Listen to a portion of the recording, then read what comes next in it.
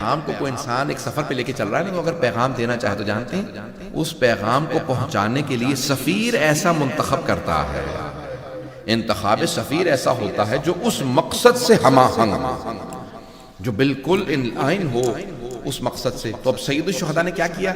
اپنا سفیر بنایا جناب مسلم ابن عقیل کو۔ مرحوم زیدی صاحب فرماتے تھے کہ سارا کوفہ مسلمانوں سے بھرا ہوا، لیکن مسلم صرف ایک، مسلم صرف ایک۔ جناب سید الشہداء نے جملہ لکھا، خط لکھا تو اس کے ساتھ جملہ لکھا، انی باعث علیکم اخی وابن عمی وثقتی مسلم ابن عقیل۔ کیا لکھا؟ میں اپنے بھائی، اپنے چچا کے بیٹے اور ایک ایسے آدمی کو تمہاری طرف بھیج رہا ہوں جو میرا ثقہ ہے، جس پہ مجھے ٹرسٹ۔ بہت بڑا جملہ۔ میں جب کہہ دیا تھا نا اخی، تو پھر ابن امی کی ضرورت نہیں تھی، میرے چچا کا بیٹا۔ اور اگر کہنا ہی تھا کہ کزن ہے، چچا تھا بھائی ہیں، تو بھائی کہنے کی ضرورت نہیں تھی۔ سید الشہداء بتا رہے ہیں یہ میں نے بھائی جو کہا ہے نا، یہ رشتے کی وجہ سے نہیں، وہ تو دوسرا جملہ بتا رہا، یہ بھائی میں نے ان کے ایمان کے درجے کی وجہ سے کہا ہے کہ سب میرے غلام ہیں، یہ بھائی ہے۔ اللہ اکبر۔ باقی سب کا ایمان کا رتبہ کیا ہے؟ یہ مسلم ابن عقیل اس لائق ہے کہ حسین ابن علی انہیں کہیں یہ میرا بھائی ہے۔ حیدان کرام جناب مسلم ابن عقیل کو بھیجا۔ جناب مسلم ابن عقیل نے بہت خوبصورت تھے، وجیح تھے، اور کوفے میں آنے کے بعد جناب ہانی بن عروہ کے ہاں رکے اور سب کو ملے۔ ہزاروں لوگوں نے آپ کے ہاتھ پہ بیعت کری۔ مولا نے کہا تھا ان کا ہاتھ میرا ہاتھ۔ اللہ اکبر۔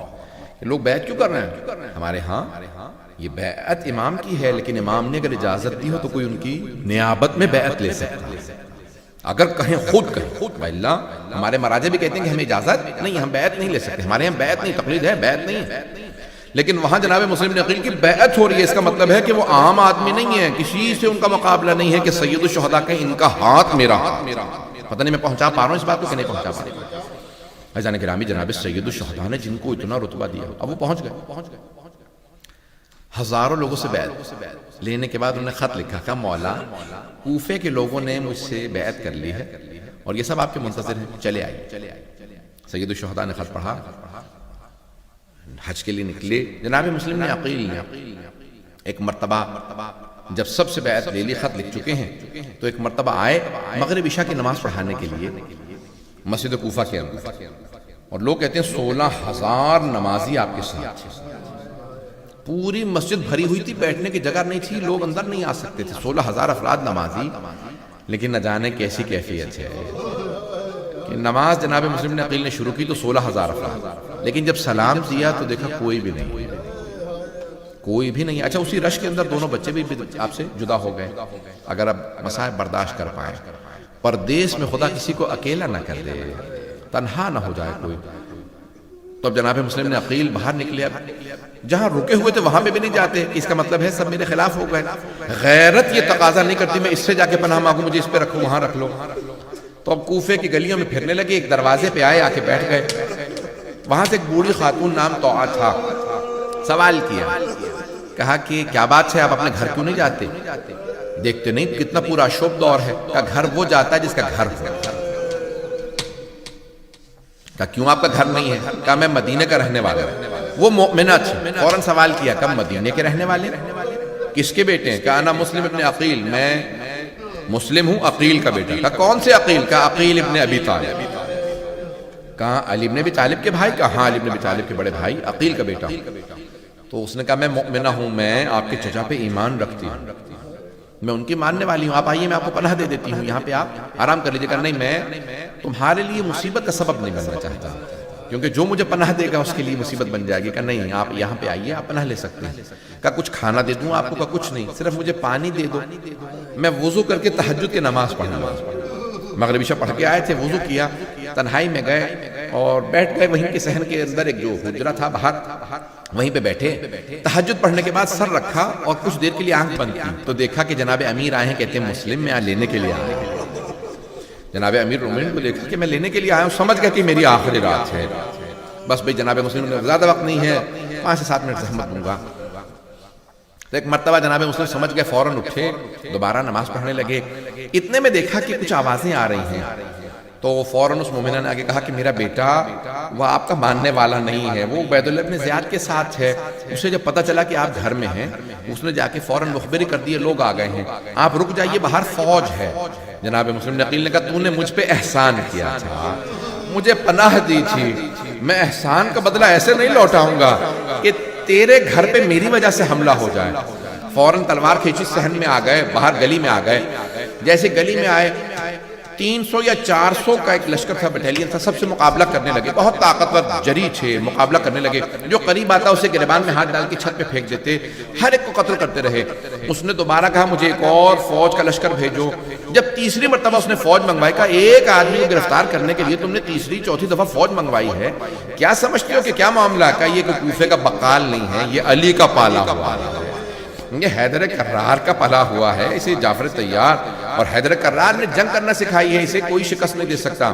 اب کہا کیسے گرفتار کیا جائے؟ کہا کہ دھوکہ دے کے۔ تو انہوں نے گڑا کھودا، اس پہ گھاس رکھی اور کہا کہ مسلم آ جائیے، ہم آپ کو، جیسے ہی وہ حملہ کرنے کے لیے آگے بڑھے تو ایک مرتبہ اسی گڑھے کے اندر گر گئے۔ جب گر گئے تو چاروں طرف سے انہوں نے کہا کہ مسلم ہم آپ کو امان دیتے ہیں، آپ اپنی تلوار دے دیجیے۔ جناب مسلم نے کہا قسم کھا کے کہو کہ تم امان دیتے ہو۔ تو انہوں نے کہا ہم لا الہ الا اللہ کہہ کے کہتے ہیں کہ ہم قسم کھاتے ہیں ہم آپ کو پناہ دے رہے ہیں۔ جناب مسلم نے جیسی تلوار پھینکی وہ چاروں طرف سے گلے میں زنجیریں ڈالنے لگے۔ تو جناب مسلم نے ایک مرتبہ آنکھوں سے آنسو بہنے لگے کہ ھذا اول الغدر، یہ پہلا دھوکہ ہے، تم نے قسم کھا کے اللہ کی مجھے دھوکہ دے دیا ہے۔ ایک مرتبہ جب وہ گرفتار کر کے لے جانے لگے تو جناب مسلم کے لب کٹے ہوئے تھے، مسلسل لوگ تیر مار رہے تھے، تلواروں کے وار تھے، لب کٹ گئے تھے، ان کی لپس جو ہیں وہ کٹ، اب ہاتھوں میں سارے جسم میں زنجیریں ہیں، لے جا رہے تھے۔ جیسے ہی دارالامارہ کے دروازے پہ پہنچے، بس سن لیجئے گا مصاحب کو، دارالامارہ کے دروازے پہ پہنچے تو دیکھا وہاں پہ ایک مولا کا ماننے والا ہے۔ کہا کہ آپ مسلم نے عقیل نہیں ہے؟ کہا ہاں میں مسلم نے عقیل ہوں۔ کہا میں علی کا ماننے والا ہوں، کچھ چاہیے؟ کہا اگر ہو سکے تھوڑا پانی پلا دے، میں بہت پیاسا ہوں۔ اس نے ایک ظرف میں پانی دیا، کہا پانی پی لیجئے۔ جناب مسلم نے پیالہ تھا، جیسے پیالہ رکھا نا پانی پینے کے لیے تو آپ کے جو لبوں سے خون بہ رہا تھا اس میں گرنے لگا۔ آپ نے کہا یہ آلودہ ہو گیا ہے، تو آپ مجھے صاف پانی دے دو، اس میں بہت زیادہ خون آ گیا ہے۔ اس نے دوبارہ پانی دیا، دوسری مرتبہ دیکھا پھر اس میں خون آ گیا۔ کہا کہ شاید خدا کو یہی منظور ہے میں بارگاہ میں، اس کی بارگاہ میں پیاسا جاؤں، یہ پانی لے جاؤ۔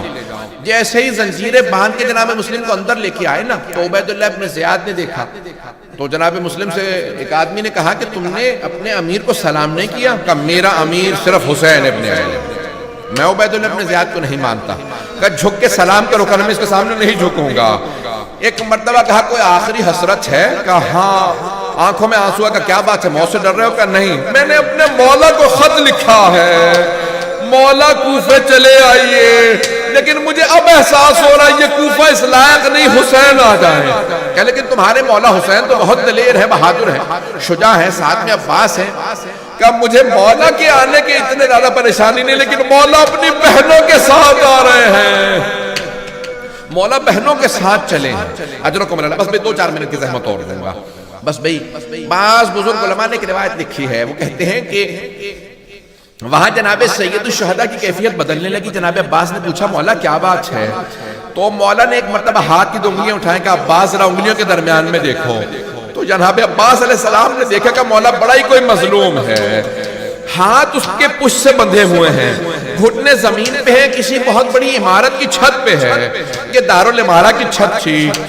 کہا مولا اس کا بھی جلاد سر قلم کرنے والا ہے۔ جلاد نے تلوار اٹھا رکھی، دیکھا نیچے ایک بی بی برقع پوش کھڑی ہے، دامن پھیلا رکھا ہے۔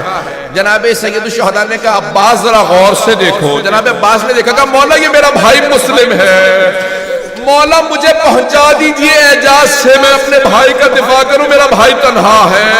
ایک مرتبہ تلوار چلی، سر قلم ہوا، زمین پہ گرا، کہا مولا کوئی بی بی ہے؟ کہا یہ میری ماں ہے۔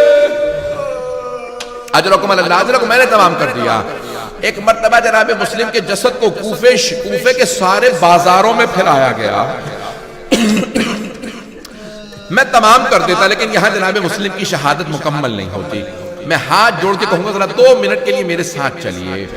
کہاں چلیں گے؟ راستے میں ابھی مکے سے جناب سید الشہداء کوفے کے لیے، کربلا کے لیے چلے ہیں۔ جانتے ہیں کون ہے؟ ساری بیویاں ساتھ ہیں۔ مولا نے ایک مرتبہ کہا عباس ذرا یہیں پہ خیمے نصب کر دو، آج رات میں یہیں رہوں گا۔ مولا عباس نے خیمے نصب کر دیے. ایک مرتبہ کہا ذرا میری بہنوں کو بلا دو. جناب عباس اس خیمے میں گئے جہاں جناب زینب کبریٰ تھی. کہا بی بی آپ کو مولا نے بلایا ہے. سید الشہداء کی آواز کا سننا تھا کہ مولا نے بلایا. جناب زینب فوراً آئے. کہا بھیا آپ نے بلایا؟ دیکھا مولا کے بہت چہرے پہ غم کے آثار ہیں. کہا بھیا سب خیریت ہے؟ کہا کوفے سے بڑی بری خبر آئی ہے. ذرا میری بہن رقیہ کو بلا دو زینب، میں رقیہ سے بات کرنا چاہتا ہوں. جناب زینب سمجھ گئیں، فوراً آئیں کہ رقیہ بھیا نے بلایا ہے. ایک مرتبہ جناب رقیہ نے فوراً اپنی بیٹی کو آواز دی. بیٹی جناب مسلم کی بیٹی، نام عاتقہ ہے. کہا عاتقہ ماموں نے بلایا میرے ساتھ چلو. جیسے ہی جناب رقیہ کو اور عاتقہ جناب عاتقہ کو آتا دیکھا نا، مولا حسین مسند سے کھڑے ہو گئے. مسند سے کھڑے ہوئے بہن کا استقبال کیا. فوراً جناب عاتقہ کے سر پہ ہاتھ رکھا. جیسے ہی ہاتھ رکھا نا، ہاشمی بچی تھی، بہت سمجھدار تھی، فوراً سمجھ گئی. کہا مامو جان میرے بابا خیریت سے ہیں. کہا میرے بابا خیریت سے ہیں. جناب سید الشہداء نے کہا بیٹی اپنے آپ کو یتیم نہ سمجھنا، ابھی مامو زندہ ہے، میں تمہیں یتیمی کا احساس نہیں ہونے دوں گا. جناب عاتقہ کی آنکھوں میں آنسو آ گئے، رونے لگی، سمجھ گئی میرے بابا شہید ہو گئے. جناب سید الشہداء نے کیا کیا؟ ارے شب عید ہے. فوراً جناب زینب سے کہا زینب ذرا میری صندوق چلا دو، میں اپنے ہاتھوں سے عاتقہ کو بالیاں پہناؤں گا. جناب زینب صندوق لے کے آئی. مولا نے 2 بالیاں نکالی. جناب عاتقہ کے کانوں میں ہاتھوں سے بالیاں پہنائیں. راوی کہتا ہے یہاں قریب میں ایک چھوٹی سی بچی کھڑی دیکھ رہی تھی کہ اگر کوئی بچی یتیم ہو جائے اس کے کانوں میں نئی بالیاں پہنائی جاتی ہیں، اس کے سر پہ شفقت کا ہاتھ رکھا جاتا ہے. بچی یہ سمجھ رہی تھی کہ ہمیشہ ہر یتیم کے ساتھ ایسا ہی ہوتا ہے. جب شام غریبہ آئی، اس بچی نے دیکھا میں بھی یتیم ہو گئی، میرے سر پہ کوئی شفقت کا ہاتھ رکھے گا، میرے کانوں میں کوئی نئی بالیاں پہنائے گا. بچی انتظار میں تھی، اتنے میں شمر آ گیا. شمر نے ایسا بالوں میں ہاتھ ڈالا، بی بی کا بالوں کو چھڑانا مشکل ہو گیا.